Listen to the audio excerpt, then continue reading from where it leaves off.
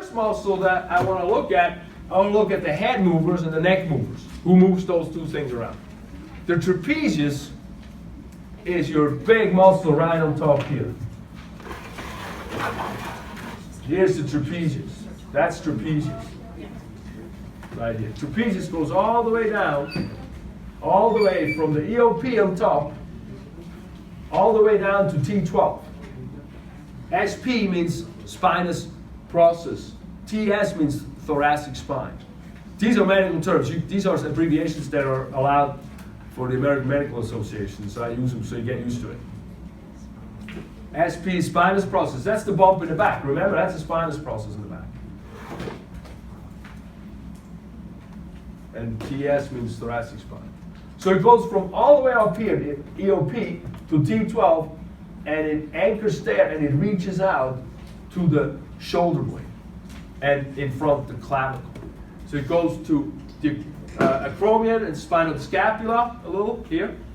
Well, not a little, a whole bunch. And the lateral third, the lateral of the outside third of the clavicle. You can see that right here. Got that? Good. It helps extend the head, as an A is action. O is origin, I is insertion, and A is action. We do not do innervation. As I said, we don't worry about that. But you visualize what happens when this muscle contracts. It pulls the neck, it extends the head, it tilts the head to the same side. You can contract here. You visualize what happens when a muscle contracts. That's your action. So if you visualize, yeah, it goes that way. That's part of what this does, right there. So you take your hand and put it on the attachments and bring it closer, move your body, and then you know what the action is. I do not ask you action on the test. I just needed to identify the muscles on the test. The actions are for us to understand what's going on. So it's not just a piece of a word.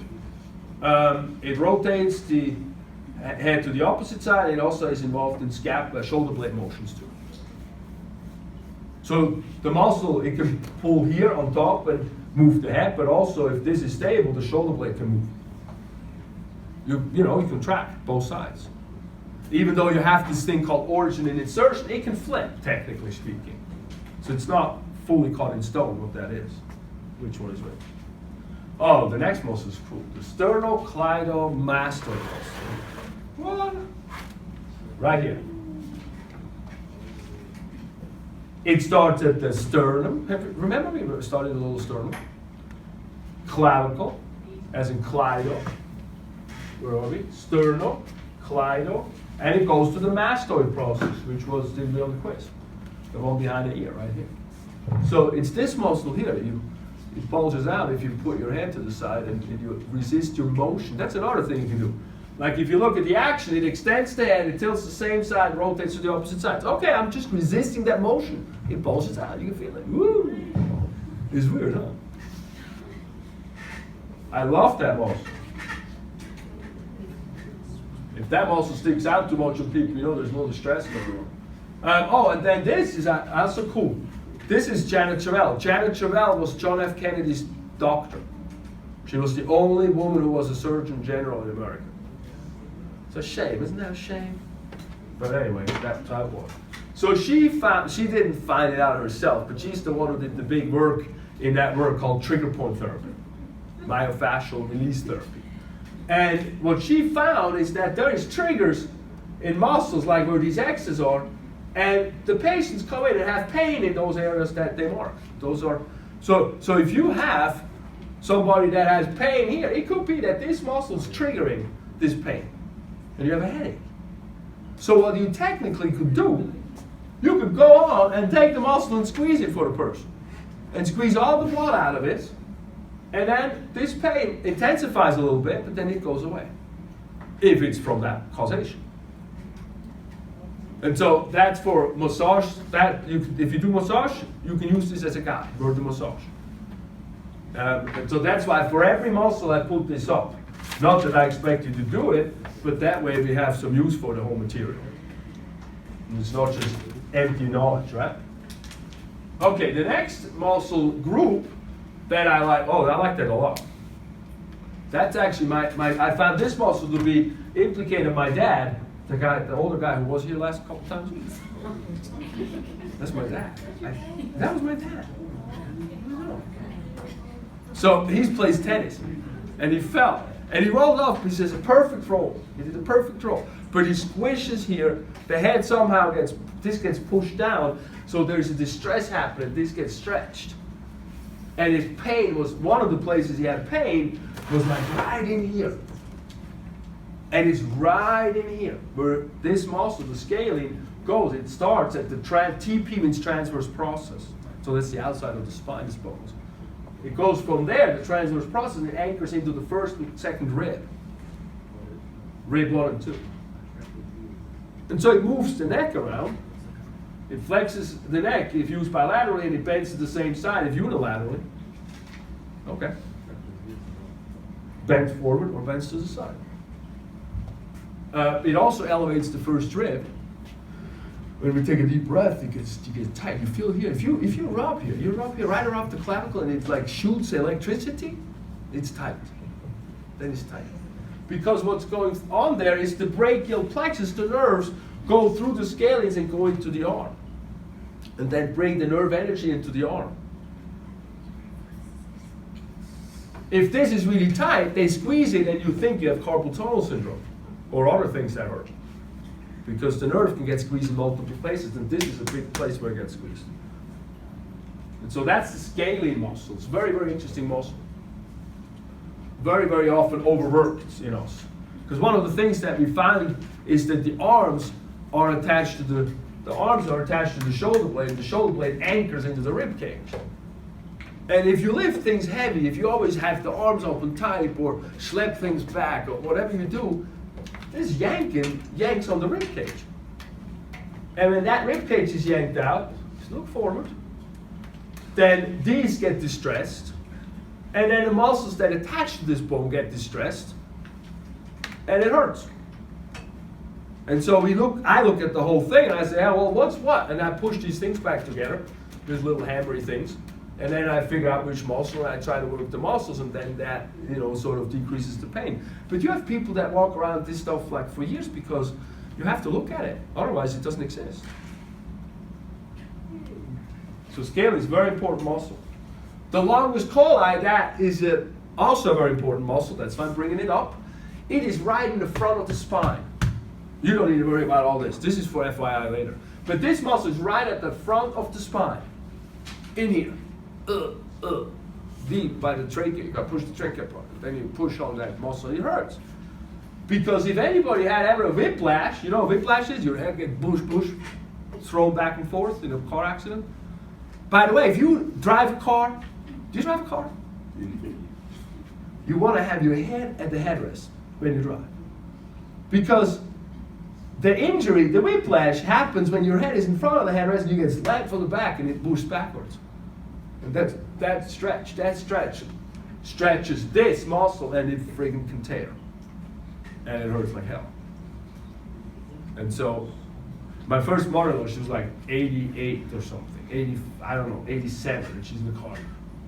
I'm like, put the head against that. If you get hit from behind, she's like, Crystal, I'll never get hit. I'm like, oh, yeah, what was I thinking, right? So I didn't say anything. It was funny. But that's a good exercise to strengthen that muscle. It's a chin raise. And it's like making a double chin. Because often we walk around like that, with chicken head, right? And we gotta bring it back and make a double chin, even though we don't like it. But that way, this muscle gets strengthened, and the neck likes it. And so that's the longus colli muscle. Hey, yeah. And this is also really cool, but it's also kind of my little pet thing because I like it a lot. So these muscles are right on top here under the skull, right in there. So they even took those out over here. They're right deep. You see them? There. So they go from the skull to the tip of C1 to the spinous of C2 and then around. They call it the suboccipital triangle. I don't really know why it's called a triangle, but it's sort of a triangle. We have rectus capitis, they call it obliquus capitis. Note the names, I'm not going to harp on the names. But what is really cool, those muscles are connected to the eyes. and they sort of are marionette muscles that move the whole back around. Because when you look at the body, you have muscle here, you have muscle here, you have muscle here. But you could also say everything is connected, like a big connection is from the heel, from the foot actually, to the heel, to the calf, up the hammies, into the butt, the whole back, and then to the front of the skull. It's like one thick fascial connection. If you eat meat and you have the big gristle in the meat, you have to cut it out, that's fascia. That's like a long connection. And we can say all the muscles in that connection are working as a unit, even though we give them different names. Because, and that the logic for that is that when I have somebody with back pain, I look at their feet. Because if their feet are flat and it's all tense and everything, I can work on the feet, make some room to take tension off, and the back will have a little better time. It's not all of it, but it all works together.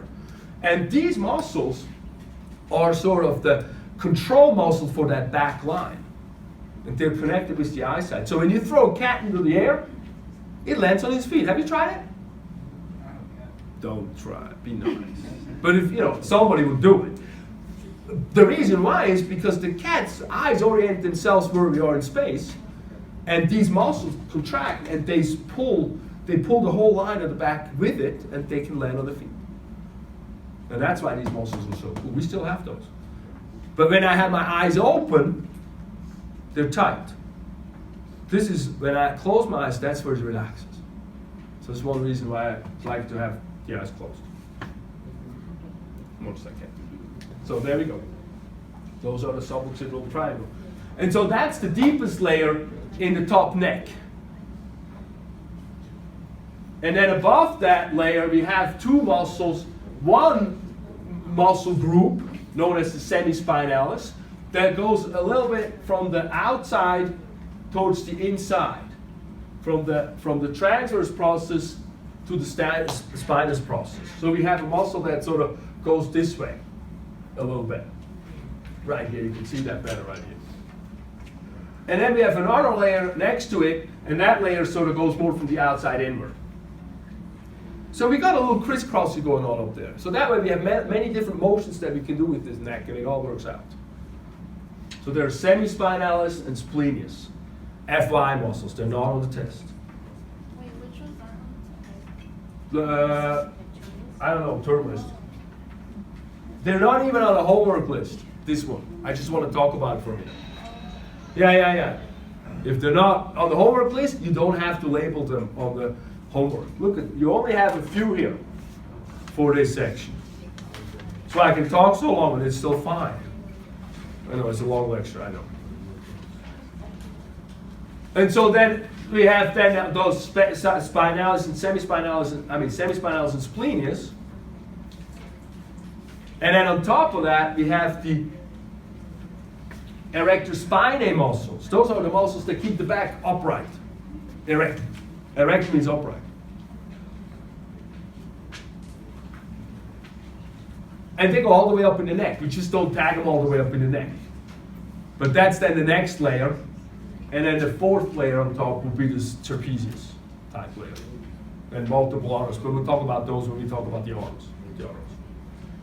So the Erector Spinae muscles, generally speaking, start all sort of down here and reach upward.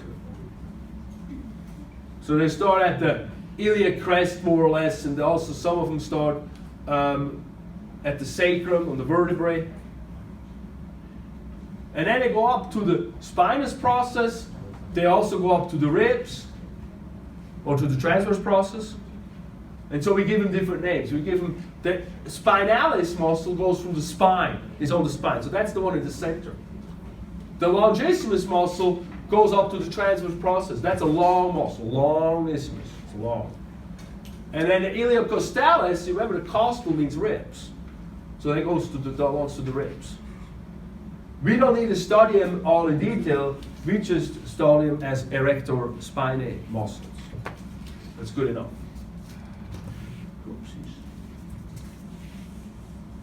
But very important. You can see them here. I mean, I worked on one of the radar guys. It wasn't looking like that, but and he came in February, I think, off season. The Raiders. It was a long time since we were in the playoffs, so it was off season. Go ahead. And it was like nothing really here, down here. And then he worked out and he trained, and these deep muscles, they started bulging out when he was contracting. It was like really, like became a cushion like that thing within a few weeks. It was really interesting. And so those muscles are the erector spinae muscles. And then that brings me to a level deeper down there, and that's the multifidus muscle. And I love the multifidus muscle because we studied that muscle, and if somebody has back pain, that muscle is disengaged. It doesn't work anymore. And so that's a problem because that muscle is deep. It goes from the TP to the SP, from the TP to the SP a few segments above. And so it like goes all the way here and stabilizes all these small little segments together. And it's very fine-tunable. But yeah, it's supposed to be strong because it's also it's one of the most important stabilizing muscles for the spinal joints on each segment. And so if it's wimpy, we're having issues. And look at this down here. This is a strong multifidus muscle. It's nice and dark. It is an MRI. In an MRI, that means it's fleshy stuff, muscly stuff. This down here, look at how white it is. That whiteness is fat. No, this fat, just instead of muscle tissue, because fat is easier, it's cheaper. Muscle, from an ATP money perspective, is very expensive. And so this is not strong, this can't contract. So these segments down here, they're loosey-goosey. So this guy, you know, a woman or a person goes running and it's all like loosey-goosey, not stabilizing. That's not a good thing. So what we want to do, since we know this is orthopedic stuff, this is not just chiropractic stuff, what we want to do is we want to strengthen that muscle. So one of the exercises for people with low back pain, that's, if they can tolerate it, of course, is the Superman pose, where you raise up your chest over a gym ball or so, and you contract these muscles in the back. You can feel it. If you lean forward, at some point they engage. If you hold your fingers right there at the spine, back here is the bumps, a little above the crest, there in the middle.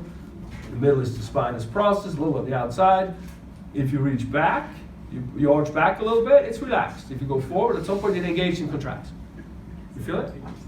It's like a flip. You've got to teach that to some patients because they're always contracting. You gotta figure out how to not always contract them because that hurts after a while. It's too much work. But anyway, this is how we can fix it or how we can strengthen it.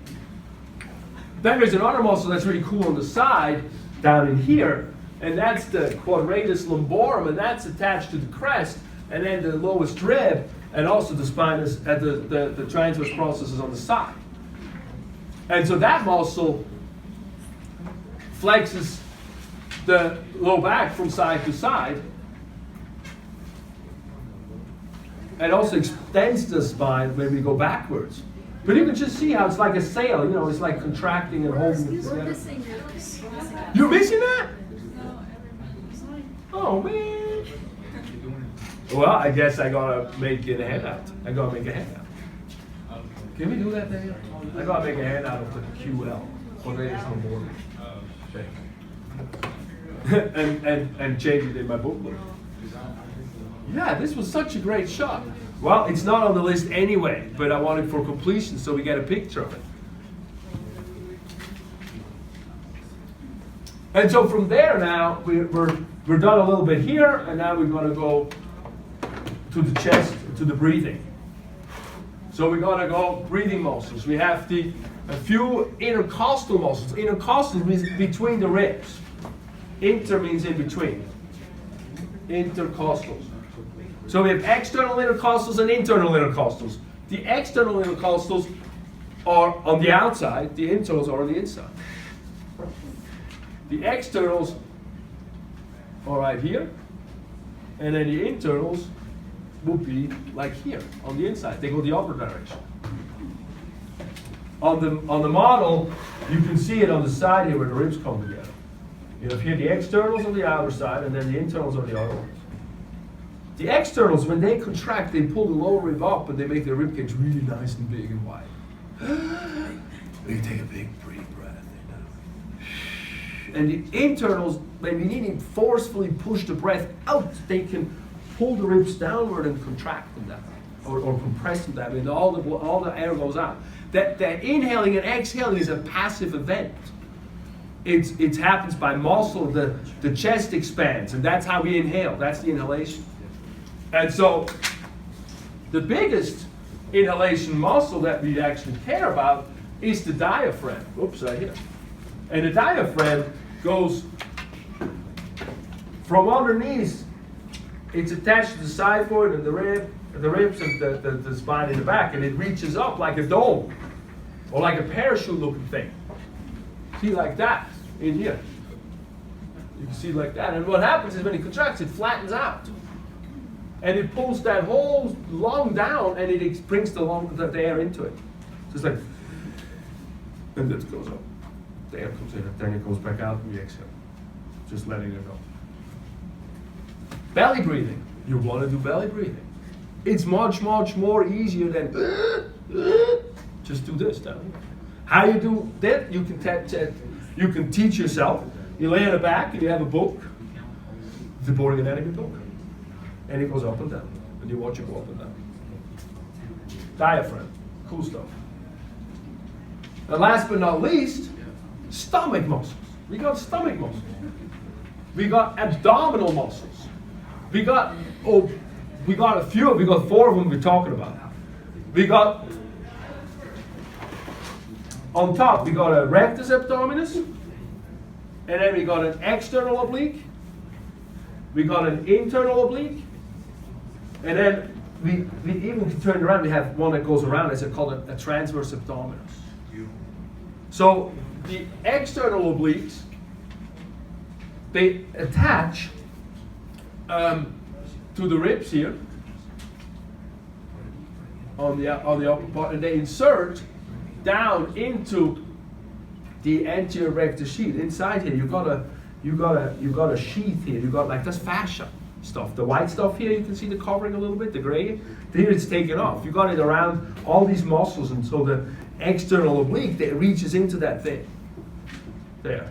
And then the internal oblique comes more from the crest here and reaches up into the ribs, and so it goes the opposite way. Yes? So that would, like, say, if you build it as fat, it would be that inner part, it wouldn't exist. Fat? Yeah, like if That's on top. That's the belly fat's on top.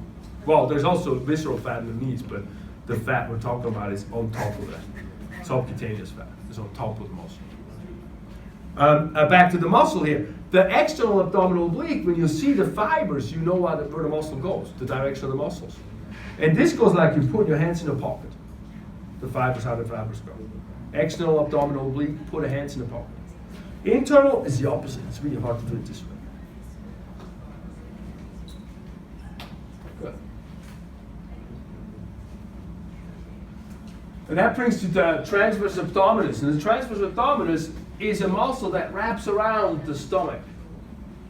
That's like the Coca-Cola can muscle. It like goes all the way around on the inside. That's the core muscle. You know what core means? Core means this is the core. They always say strengthen your core, right? That's the core. So if I have this really strong and I have these muscles squeeze this liquid is liquid inside, squeeze this liquid together, it's kind of like a full Coke can. You cannot bend that sucker. It is strong and sturdy. If this is strong and sturdy, anything I do comes out of a real good foundation, and I do not damage joints and stuff like that as much. If this is not strong and sturdy, it's wobbly like the empty Coke can, and you can just break immediately. It's like everything is loosey-goosey. Everything, you're injuring things. That's why they do core not even when it's just a low back pain. Core is good for all of it. And core muscle, transverse abdominis, and then the multifidus we talked about. The Superman is also important. It's part of that. Here, look at that. You can do that. You go forward, you do planky stuff. Up, forward, backwards, you move. You do this 10 times, go back, you'll sweat. That's hard work. And here's a visual where you can sort of see how it squeezes the content together. And that's, in the Coke can, it's the bubbles that push out. Here's thank God it's not bubbly inside there. That would really be weird. But here we have the muscles that squeeze it together. And that's last but not least, I hope. Yes, thank God. Rectus abdominis, your 6-pack, or the 8-pack, or the whatever, 1-pack. Goes from the bottom here, the pubic symphysis, up to the xiphoid, and there's two bands on the outside. And what's interesting about this muscle is it actually is little muscles. These are all individual muscles. They contract individually, which means they're really strong when they contract as a unit. Because you got muscle here contracting, here contracting, here. 4 muscles contract instead of just one contracting. So that's very strong. They'll pull one out. All right. How's that? Let's do some work.